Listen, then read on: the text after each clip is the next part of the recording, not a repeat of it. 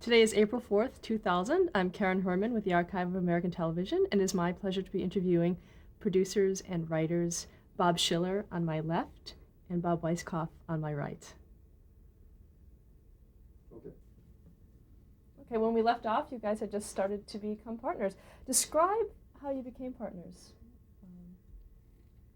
What's the official storyline? Are you asking how we met, or? Yeah, how did you become partners? Once you met, how did you know that you could be partners? Well, we were both professional writers, and we knew our backgrounds pretty much. I mean, our writing backgrounds. And I was looking for a partner to work with. And I kind of liked Bob after I had met him socially, liked his personality, and I assumed he had talent, which he did.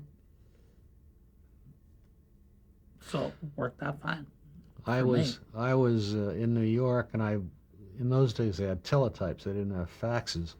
And I teletyped the William Morris office saying I was coming back, find me work. And at that moment, Bob happened to be in the office when that teletype came through, and the agent said, Schiller's coming through, and blah, blah, blah, and that's how we started working together. It was fate. Kismet. Did you know of each other's credits and writing? All comedy writers know about all other comedy writers' credits, yeah. There's a small community, very small. In those days, there may have been 100 or at the most 200 comedy writers. Oh, I don't think there were that many. Probably. Now there are that many on a comedy show. Now, what made you search for partners? Why was it important to have a partner? It's lonely. It's lonely writing alone, particularly in comedy. You have somebody to bounce against, and you're never sure it's funny. You want some approval.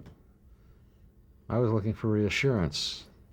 And you have to be considerate of the personality. Bob and I have a thing, if we don't like it, we say, let's give it another minute. That means it stinks. Let's try something else. Talk about the first time you wrote as a team. What show did you work on? Was that, it was Make Room for Daddy. Danny. What was it, Daddy or Danny? Make Room for Daddy. Make Room for Daddy. Starring Danny Thomas. He had done all but one of his shows that he had been contracted for. And he was looking for a partner to work on the last show, and I came along and did it with him. It worked out very well. So you did one episode for that? That's right. And that's all he had contracted for. Did we do a radio show for Eve Arden, for Yes, our Miss Brooks? We did one, yes. Was that very early on in your partnership? Yes, right after we did the Danny Thomas thing, we were looking for work. Around that same time, we were looking for kind of permanent work. Did you work on Our Miss Brooks for television? No. You also worked on something called That's My Boy early on. That's My Boy was with Eddie Mayhoff. Eddie Mayhoff, and That's My Boy. He was a very funny man, but he was he's no longer with us. He was paranoid. A lot of comics are paranoid, and we had heard terrible stories about Mayhoff, so we put in our contract that he couldn't speak to us. It was kind of desperate of us. We just didn't want to get involved with some nut, and he couldn't speak to us, but then he would come up to us like, can I speak to you? Okay, Eddie, what is it? Nobody said good morning to me this morning. Why not? That's right. Nobody said good morning. And then one day he said, walk with me. And we walked with him, and the cast was behind us. And we were walking away from the cast. He says, when I say 3, turn around, and you'll see they're all laughing at me.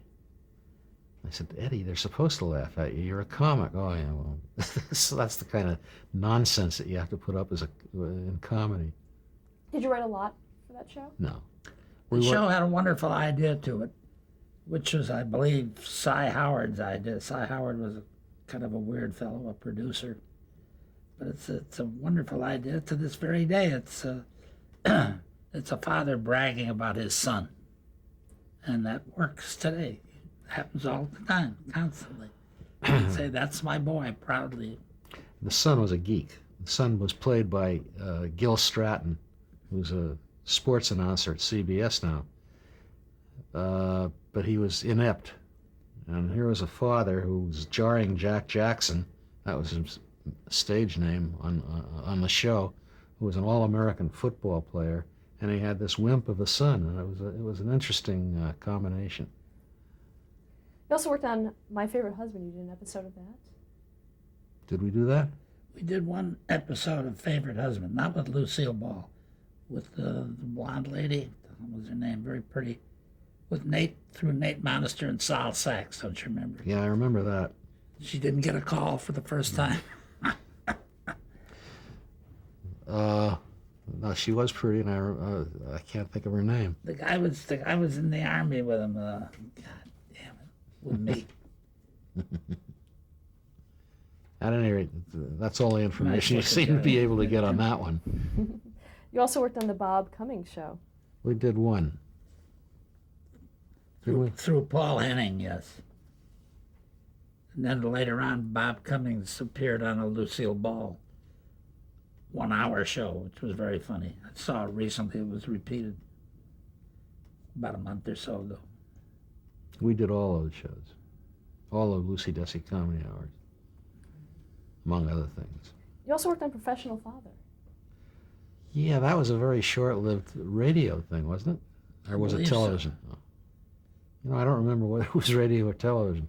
It was television. With Barbara Was it Billingsley and Steve Dunn. Steve Dunn. He's no longer with us either. That's right. He was an announcer for CBS. It was about a psychiatrist who couldn't get along with his children. We did, I think, one show. We were looking, you know, we had not established ourselves as a team, and so that we'd get a job here and a job there. We took whatever we could get. After all, you have to eat. And hopefully something would happen, and eventually it did. So you were looking for a series to... We were looking for... Some where you could work every week, yeah. And so in 1955, you wrote for the series It's Always Jan. Was that your first series? Yes, we turned in a script, and the producer, whose name is Artie Stander, no longer with us, liked it and said, how would you like to do the rest of the series? It was for CBS, and we said, terrific, we'd love it. And so he said, okay, you got the job. And we got a contract. It was our first long-term contract. And he was...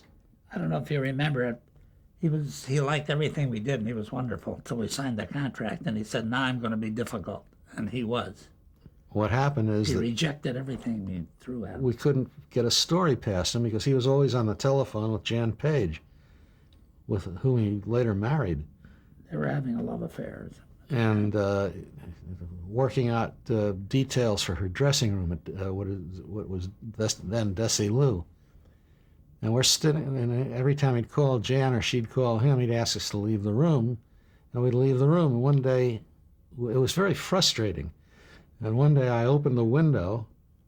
It was a very hot day. It was before air conditioning over there, and they had the window open, or Bob opened the window, yeah.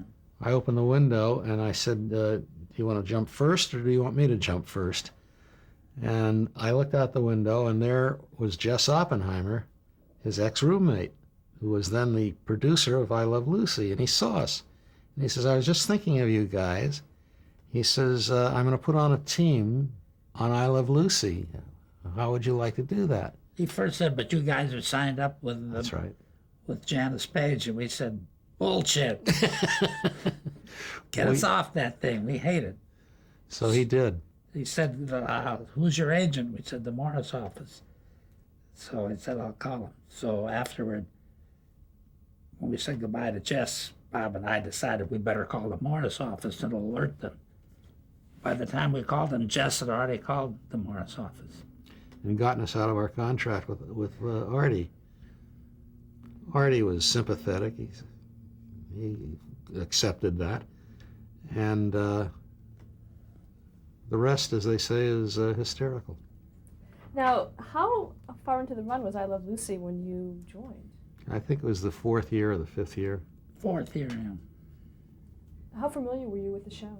Fairly familiar. Everybody was. Everybody is. I mean, who doesn't know Lucy? You know, the sun never sets on a Lucy show. It's like the British Empire. But I always marvel at the fact that Jess and Bob Carroll and Madeline, then Madeline Pugh, did every show every week for 4 years without any help. And eventually they needed help, and fortunately Bob had roomed with Jess, and Jess remembered Bob, and that's what happened. Now, why at this point did they decide to bring on? I guess they were tired. I don't know. It's very, very wearing, and you know, it's destructive. You know, how many shows can you write? On the How many same- episodes? You know? They ran for a long time on some of the plots from the radio show, from My Favorite Husband, which were a help. But they were getting weary, and they accepted help, and we lived happily ever after. Talk about your first day working there. What was that Well, like? it was, you know, you're going into the most popular show in television that's ever been on television, and it was then too, it still is. And you're going in with the heavyweights, and you're nervous. And we did an acceptable job, obviously, and we stayed on for 11 years. Were you given any kind of specific instructions? Yeah, be funny. That's I thought that'd be. You know, I was fortunate. Before I met Bob, and the Allen Show was #1 for a couple of years, 2 years. It was a very prestigious, prominent radio show, and then the Lucille Ball thing. It was another fun. Talk about Bob Carroll and Madeline Pugh Davis. what would you like to know? Well, describe them for us. Well, they're very conscientious. They're very good writers. They He had know. a beard. That's right. And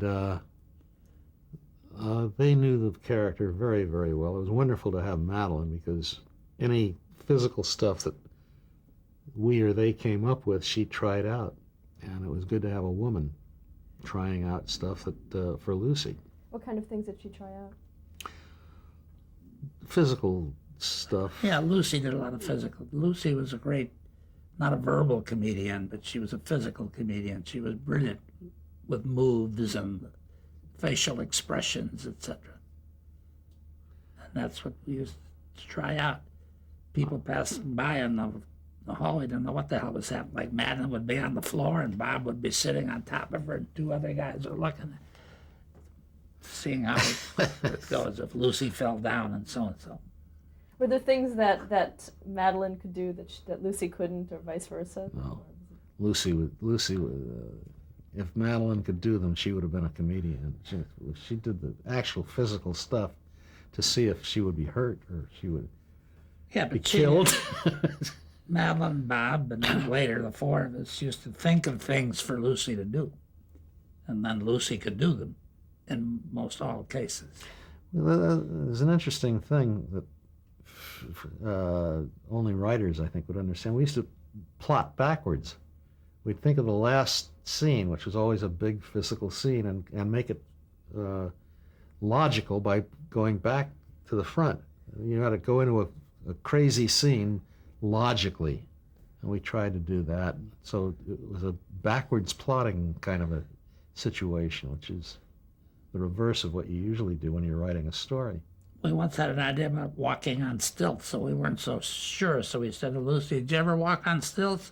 "Yeah, once or twice when I was a little kid." I said, "Okay." That's all you had to know. She did it brilliantly. She was hilarious. She was also fearless, which helped.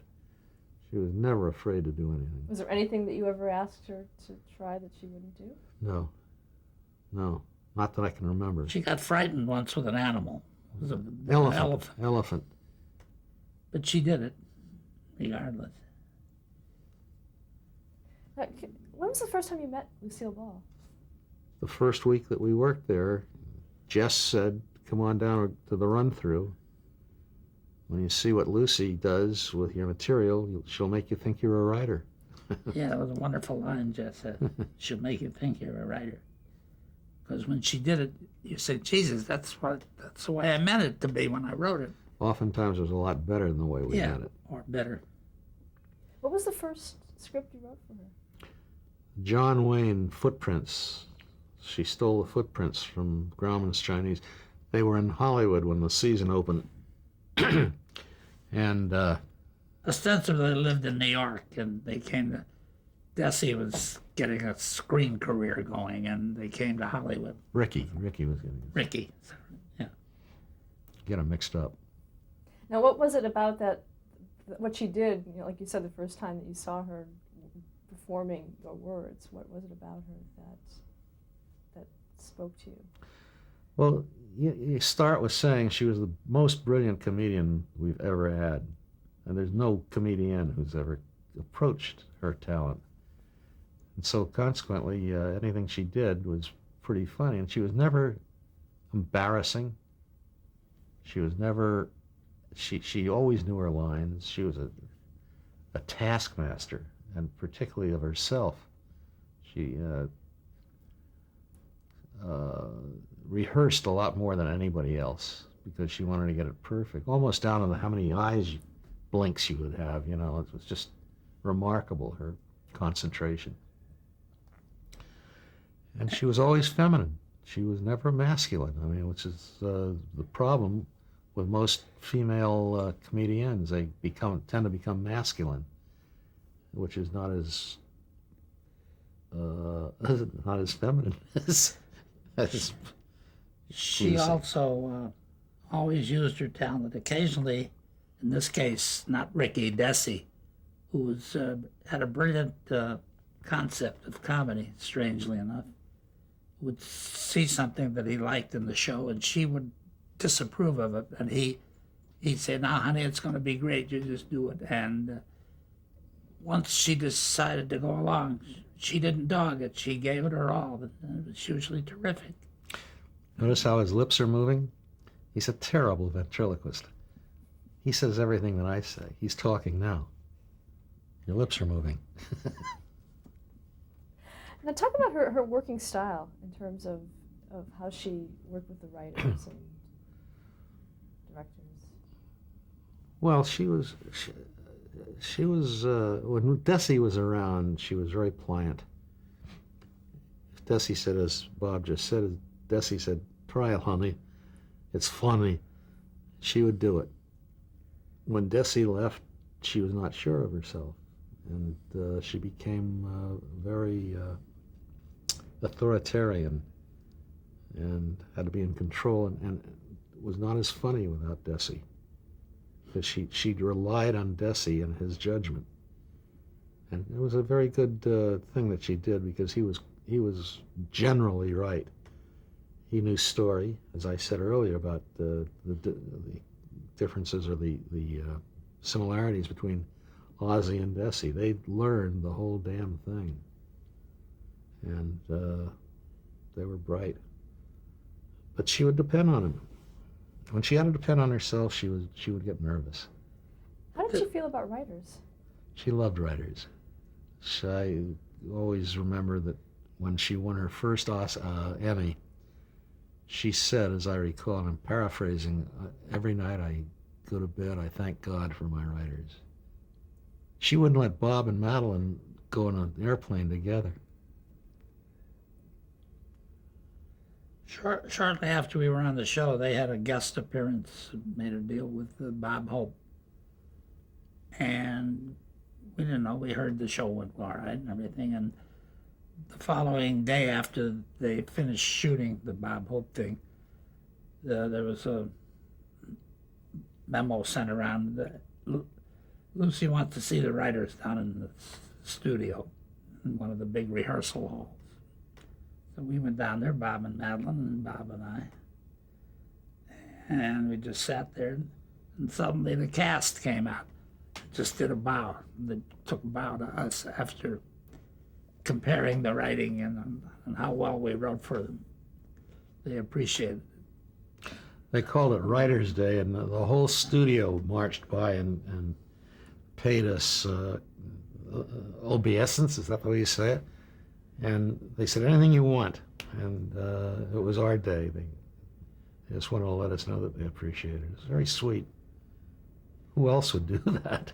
Well, we loved Desi. He was one of the old-time sports. Bob and I did him a favor in terms of a show once, and the sponsor bought it because Desi was a pretty good salesman. And he said, "Okay, guys, what do you want? Stock in the company, automobiles?" And Bob and I each took a new automobile. Desi got it. I went out and bought the most beautiful car I could think of, a Jaguar Mark 9. Beautiful, but it was always in the hospital, always. And I used to play golf with Desi, and I picked him up once in Palm Springs, Indian Wells, and he saw the car for the first time. He said, "Hey, amigo, isn't this the car I bought you?" I said, "Yep." "How do you like it?" I said, "You son of a bitch, if you hadn't given it to me, I'd be a rich man today." What was his management style, Desi's? He'd put his arm around you, and he was so convincing you could not refuse him. He was a charmer. He would charm you to death. He put his arm around you and said, "Amigo," you know. You were in trouble. He wanted something. And you did it because he was sweet, he was knowledgeable, and he was fair. Did he participate in the writing of the show? No. We would give him the premise, and he would comment on it if he had any comments. And He could make stuff work, though, but he would put on a little show. He'd say, "You know, where Lucy crosses to the door, it doesn't work because so-and-so and so-and-so." You said, "Yeah, that's right." And you'd say, "What about so-and-so?" "No, that doesn't work either because it's so-and-so." "Well, there's no way to do it, I guess." He says, "Wait a minute, there's one way." And he thought of the right way. At least he helped you, even though he tested you at first. So then he figured out the right way to do a move, you know. So you can't knock a guy like that. The writers are always looking for all the help they can get. And he gave it plenty of it. Now, was he able to concentrate on I Love Lucy with so many other things going on at Desi Ruth? remarkable. He was like a girl who had 6 lovers, made each one of them think that they were the only one. Never lost sight of the fact that she tripped on a cable one day, and he grabbed me and says, "Anything happens to her and we're all in the shrimp business." He knew where the talent was. And he was wonderful. Talk about co-stars Vivian Vance. Vivian was great. She, despite the fact that she was unhappy that she was not the star of the show and had to look a little frowsy or blousy, she and Lucy got along very well. She and Bill hated each other, as I suppose everybody knows. She just resented being the wife of an old Yeah, who was so much older than she was. guy, and he felt pretty much the same way about her. And she was purposely, in her contract, told not to look glamorous or beautiful, which she wanted to do. She was a very good-looking woman, and she was dressed down. Did she try to change that? No, she knew where her bread. Which Bill side was her the bread. only actor who wasn't at least by the time we met him, who wasn't an egomaniac. Bill used to see the new script, and he said, "How many pages am I in it?" And you'd say, 12. "Oh, Jesus, could you cut that down? Make it about 5 or 6. He hated to memorize, and in later years it was very tough for him. He wanted to get out of there and get over to Musso and Frank and sit with the boys. But I don't remember us ever fluffing a line. No. Other shows we did pickups afterwards. I can't remember ever doing a pickup on I Love Lucy. They knew their lines, and we never used Cue cards, cue never. cards. Never. They all memorized their lines. Now, did Vivian Vance and Bill Frawley participate at all in the writing process? No, not at all. And they all got along. How did they get along with Lucy? Good. Yeah, they all got along very well with each other. Let's talk about the writing process on the show. First of all, were you aware that Jess Oppenheimer would be leaving the show after the No. first season you were on it? Around the middle of the year, we were aware of it, yes. We became aware of it. He left after 1 our year. first year. He was only on the show with 1 year. That's right. Well, we were on it. Do you know why he left? Well, there are a lot of reasons why he left. One is he was tired. The other was that he thought it was time to leave, go out as a winner. He was also offered a very lucrative contract at NBC. He had one of the first deals to sit around. They'd pay him a lot of money to develop shows, think up ideas for shows. And he and Desi would often argue about a premise or a joke or something. And he was the one who had to take who carried the argument. And eventually they formed a truce. And they worked out a thing, and Desi says, look, he says, if you and Lucy feel something The is... triumvirate, Triumvirate. the majority rules. says, if you and Lucy feel something is correct, you and Lucy win, majority rules. If Lucy and I think something is this way, Lucy and I think majority rules, that rules. Okay. So Jess is walking out the room. He says, wait a minute. Suppose you and I agree on something and Lucy doesn't. He says, who rules? He says, Lucy, the majority. Majority rule. Lucy. Is that pretty much the case? Did you Yeah. feel it all Yeah. the Oh, time? sure. Lucy got her way, pretty much. Well, sometimes she was wrong, and you talk her out of it, you know. Sometimes she was right. We did a show with her after Desi left with Danny Kaye was the guest.